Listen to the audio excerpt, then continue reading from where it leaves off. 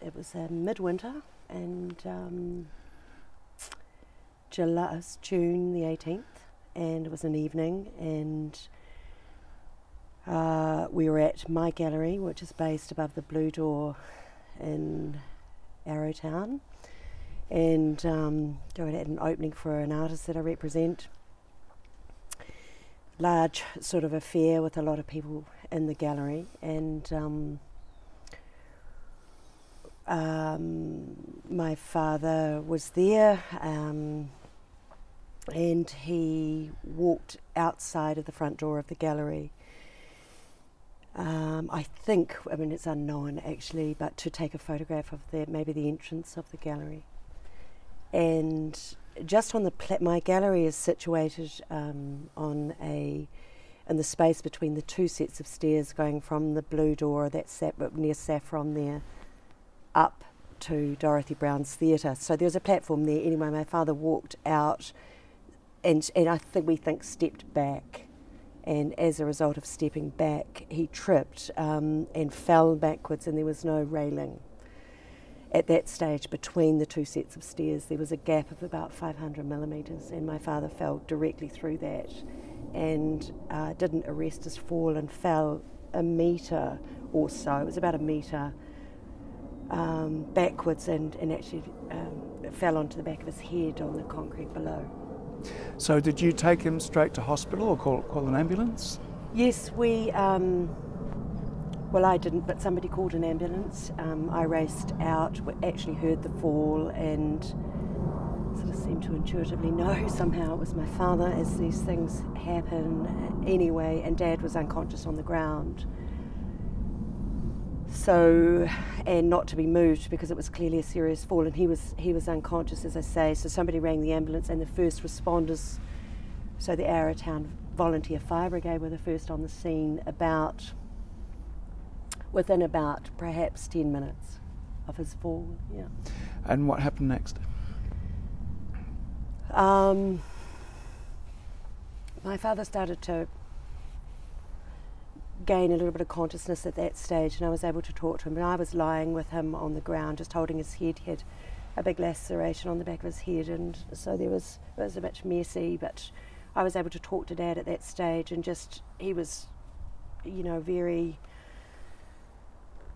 quite distressed, and just to keep him calm, and the first responders came and they immobilised, I think that's the word, Dad, and put him into a position where he was supported, particularly with concern around his neck, and taken by ambulance to Lakes District Hospital, and I went with him and chatted to Dad a bit on the way in and was able to say to him, you've had this fall and you're okay and we've got you and we're going to hospital.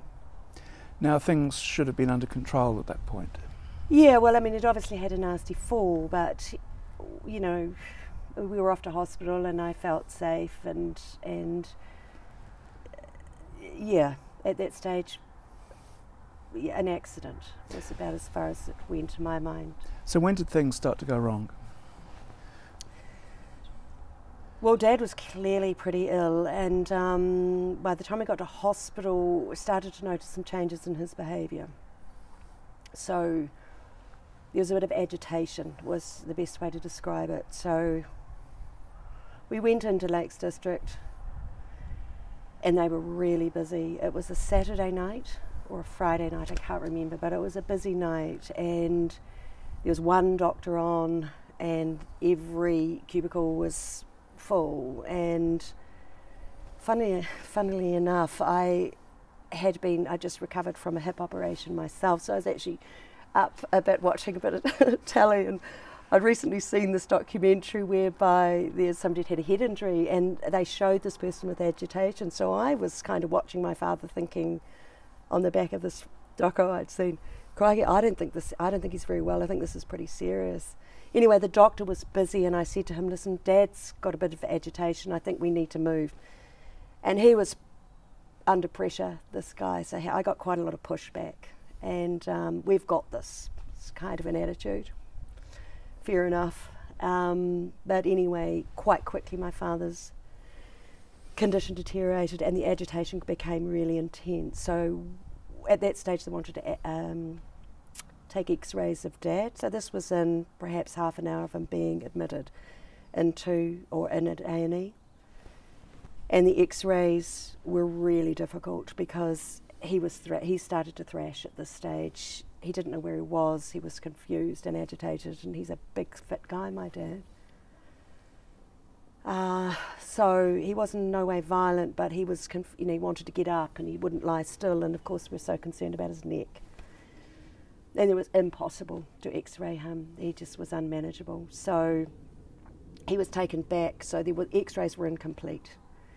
And I was continuously trying to talk to the doctor, who was extremely busy, and as I say, the only one on to say, we need to do something, as this man is not well. So I think we had a sort of nurse trying to help us, but then my partner Clinton was with me at that stage, and my father was starting to this agitation was getting worse and worse, so he was yelling and he was thrashing, and Clinton and I restrained Dad for quite a few hours. There wasn't enough staff to help. And of course, with a head injury, the advice, and I think the advice the doctor had and was pursuing, was one of observation. But Dad was deteriorating really quickly. So, do you think at this stage the standard of care dropped below what was required? Oh, without a doubt. Yeah, no, it was a disaster. Yeah. There wasn't enough attention on my father and his condition.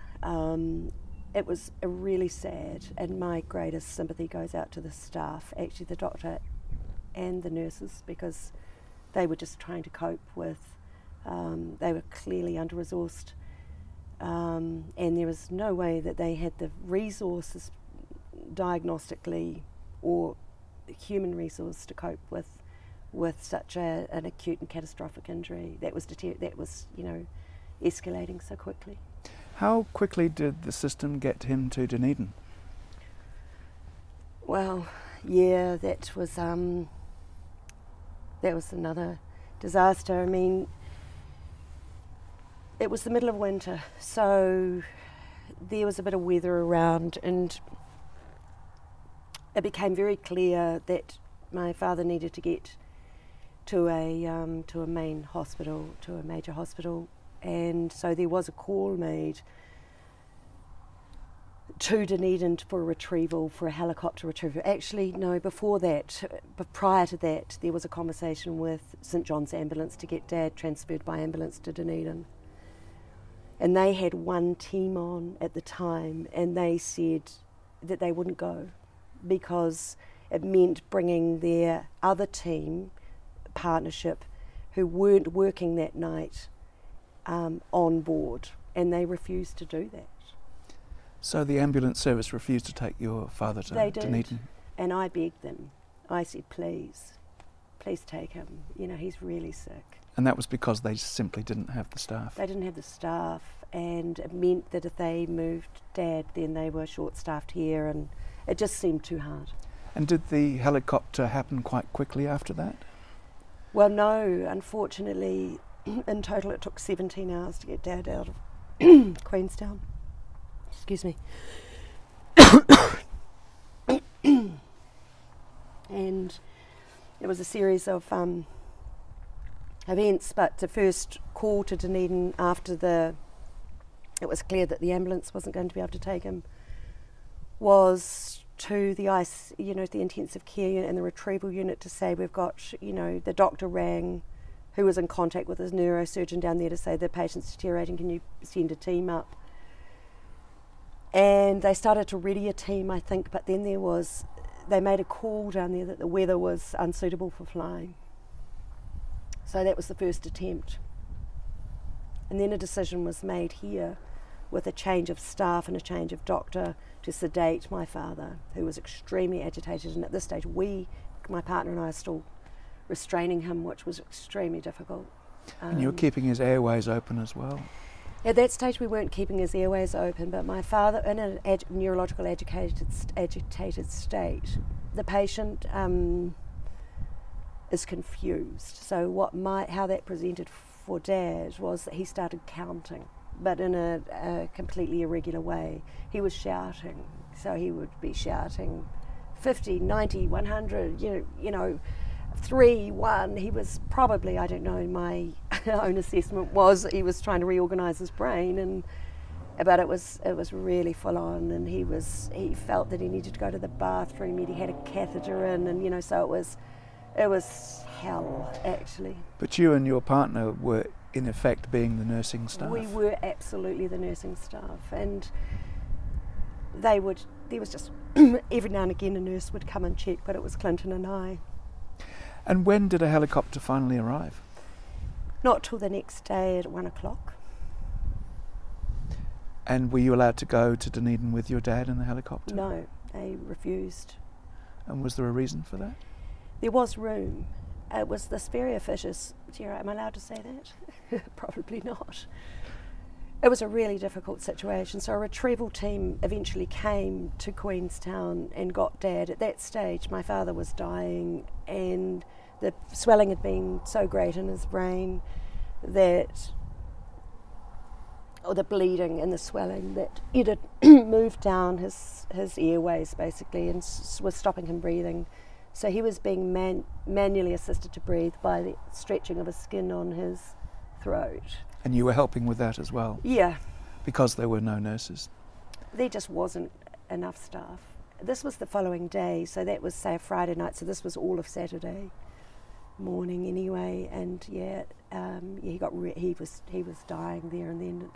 And just at the sort of 11th minute and the 11th hour and the 59th minute, the team came running in, the retrieval team from Dunedin. And, you know, I was, get out, you know, it was really dramatic for me because I'd been there caring for Dad, but it was out, and they put Dad into an induced coma and literally saved him there and then on the table. And then he was put into the back of the air ambulance and helicoptered out. And I just expected after 17 hours of being beside my dad that I would go with them. And this woman said no. Of course, they wouldn't have recognised you as being part of the nursing team. That's right, I guess. Mm. Now, you were driving to Dunedin. Your father made it ahead of you, but he didn't survive? No, so I have a sister and a brother, and they were in Dunedin that morning. So they made it to the hospital hours before my father did. And they were there waiting. And as soon as my father arrived, he was given a CAT scan, and I got a call. So my partner and I drove to Dunedin, and it's funny because there's very little cell phone coverage from Queenstown to Dunedin, but there is in Lawrence. And sure enough, my phone rang in Lawrence just as we were driving into Lawrence.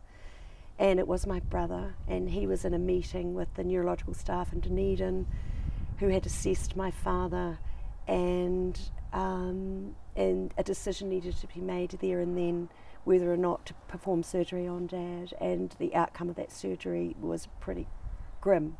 Potentially very grim, and so a decision was needed to be made by me in consultation with my brother, sister, and the nursing and the consultant whether or not to proceed with this surgery. So I had that conversation in Lawrence in the rain on the side of the road. That must have made you angry even at the time under those circumstances. Oh, it was devastating. Yeah. And how long did your father survive after that point? So he was in an induced coma, so basically he was, medically alive at that stage, being kept alive. And so we made a decision as a family that it was best at that stage for Dad to not be operated on. And so he was kept in the coma until such time as we could be together and turn the life support off. And what state of mind were you in at that stage? I was devastated. That was 3 or 4 years ago. Have you come to terms with the fact that living in Queenstown, which is one of the tourism capitals of the world, that we have that level of medical care? Look, no, I suffered a great deal of trauma and post-traumatic stress disorder as a result of this experience.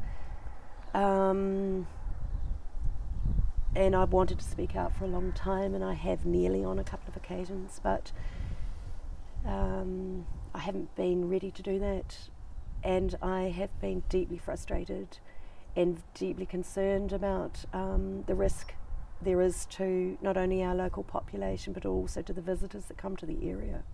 And I feel incredibly frustrated that we continuously promote this as this deeply sophisticated sort of part of the world, and come and see our beautiful landscape and knock yourself out with adrenaline sports here, yet we can't cater for our own. If you have a catastrophic event in the Lakes District, you're in big trouble, as seen by my father's accident.